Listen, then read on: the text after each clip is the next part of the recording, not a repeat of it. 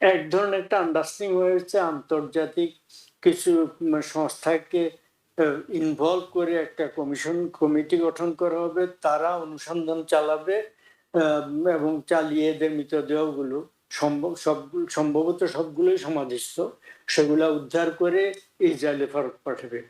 ওটাকে কেন্দ্র করে ইসরায়েল আবার গাজার উপরে হামলা করে কিনা সেটার একটা আশঙ্কা রয়েছে। তারা পুরো গাজা এবং পুরো পশ্চিম তীর দখল করে ইসরায়েলের ভূখণ্ড বলে ডিক্লেয়ার করার পক্ষে। আর এই অনুষ্ঠানে কিন্তু হামাসের কোন নেতা সই করে নাই, প্রাইম মিনিস্টার নেতানিয়াহু সই করে নাই, যে দুইটা পার্টি এখানে মোট কনফ্লিক্টিং ইস্যু, রাইট?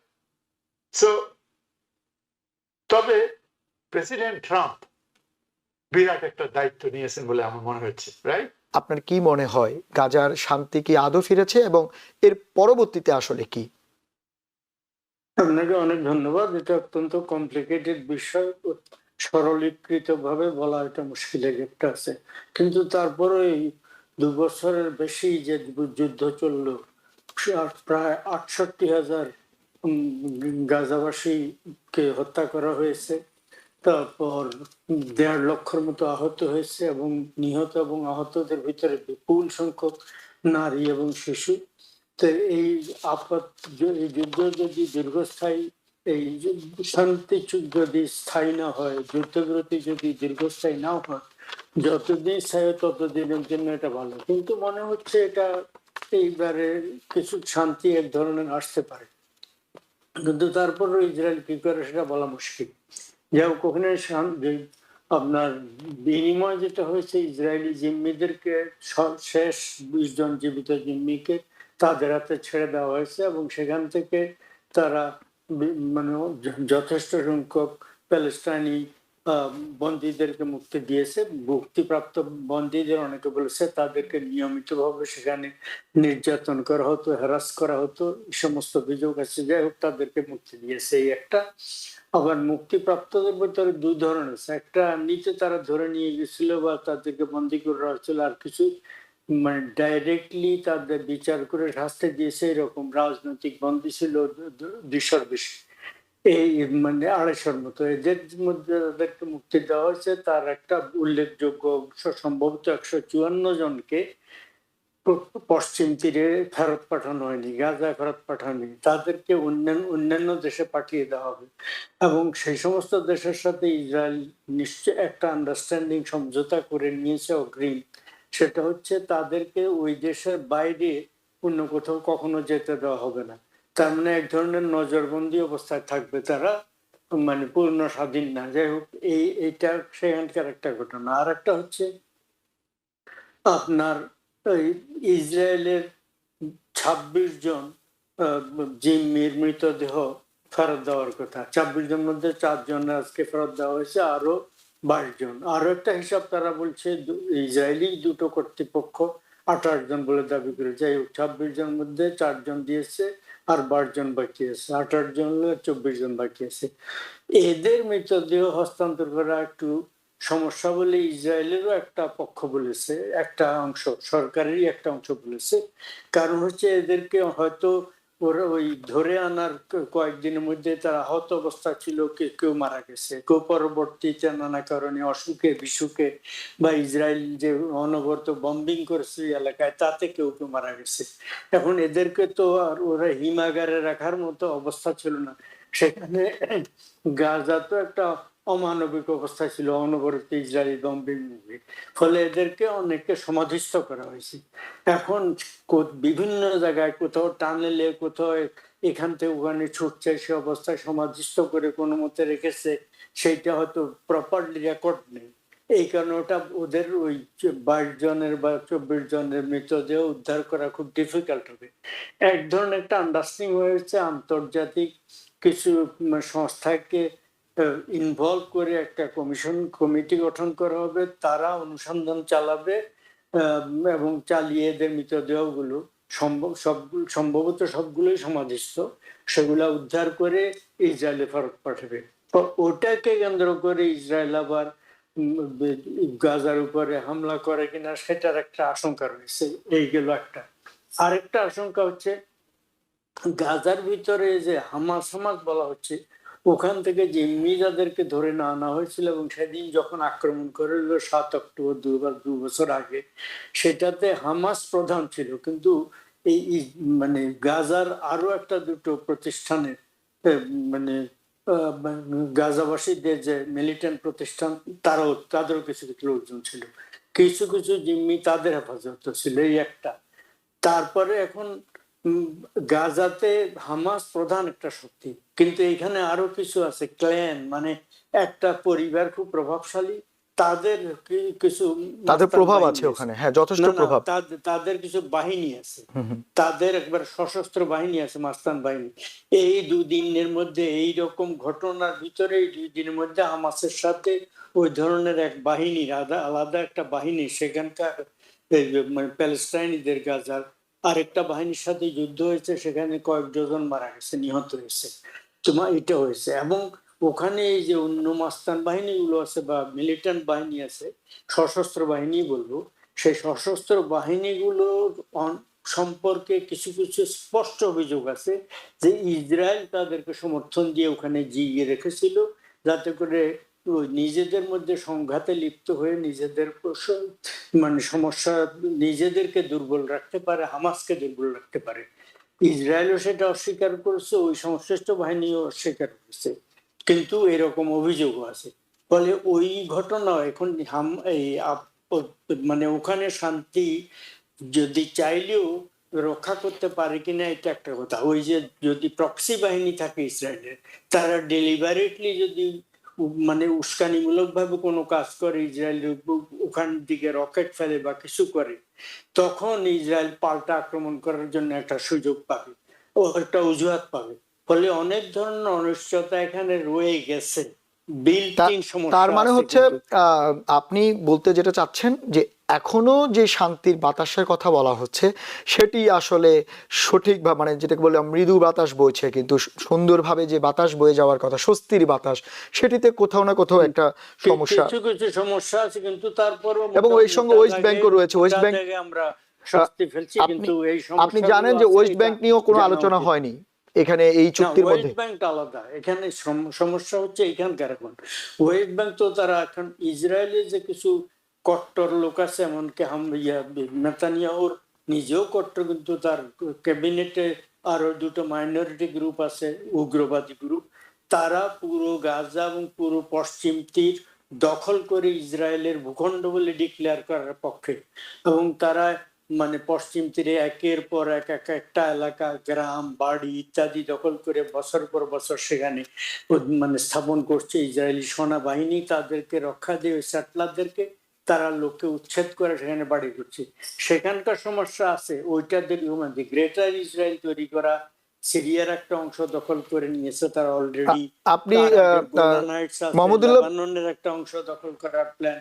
ফলে এগুলো অন্য কথা, কিন্তু এই মুহূর্তে গাজাটা আলাদা। গাজায় যুদ্ধ চলছিল, ইসরায়েলি আক্রমণ চলছিল, শেষে আপাতত বন্ধ হয়েছে এবং আপাতত একটা মানে আমরা স্বস্তির নিঃশ্বাস ফেলতে পারি, কিন্তু অন্য আশঙ্কার গুলো কথা যেন আমরা সরে নাকি, সেই জন্য আমি ওগুলোর কথা উল্লেখ করেছি। মোহাম্মদুল্লাহ, আপনি থাকেন, আসলে আপনি যেটা বলছেন সেটি আমরাও সেই ব্যাপারটা নিয়ে আলোচনা করছি, আপনার কাছে প্রশ্ন ছিল সেটি যে পরবর্তীতে কি।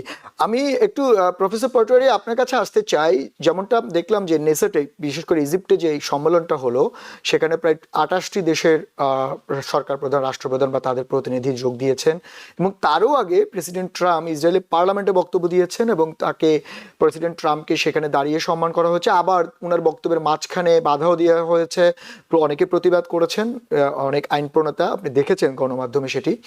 এবং যেটি সবচেয়ে বেশি সিগনিফিক্যান্ট সেটি হচ্ছে যখন ইজিপ্টে বিশ্ব নেতাদের সামনে প্রেসিডেন্ট ট্রাম্প বক্তব্য দিচ্ছেন, প্রায় 28টি দেশের সরকার প্রধান বা ছিল, সেখানে ফ্রান্সেরও ছিল, ইতালিরও প্রধানমন্ত্রী ছিল, কিন্তু সেখানে প্রেসিডেন্ট ট্রাম্প একটা কথা বলছেন বারবার জোর দিয়ে, যেটি যে এর আগে এটি কেউ বিশ্বাস করতে পারেনি, যেটি উনি করে দেখিয়েছেন। এবং উনি যেটি বলছেন যে মধ্যপ্রাচ্যে এখন এই পর থেকে স্বস্তির বাতাস বইবে এবং যুদ্ধের যে ব্যাপারটা যে হবে বা সবাই আশঙ্কা করছিল সেটি একেবারেই সমাধান হয়ে গিয়েছে। কিন্তু প্রশ্নটা আপনার কাছে যেটা, কারণ আমরা যেটা দেখলাম হামাসের যিনি প্রধান রয়েছেন, চিফ নেগোশিয়েটর যিনি ছিলেন, তিনি খলিল, উনি বলছেন না, হামাস এখনো অনেক বিষয়ে সমাধান পায়নি। পাশাপাশি নেতানিয়াহু ওই মিটিংয়ে উপস্থিত ছিল না, সেটাও একটা সিগনিফিক্যান্ট বিষয়। আমার প্রশ্ন আপনার কাছে যে প্রেসিডেন্ট ট্রাম্প আসলে যেটা বলছেন মিডল ইস্টের যে স্বস্তির কথা, শান্তির কথা, আপনার কি মনে হয় গাজার এই শান্তি চুক্তি, এই জিম্মি বিনিময় এবং ওনার এই বক্তব্য বিশ্ব নেতাদের সামনে সবকিছু মিলিয়ে সত্যিকারে মিডল ইস্টে শান্তি আদৌ ফিরে আসবে?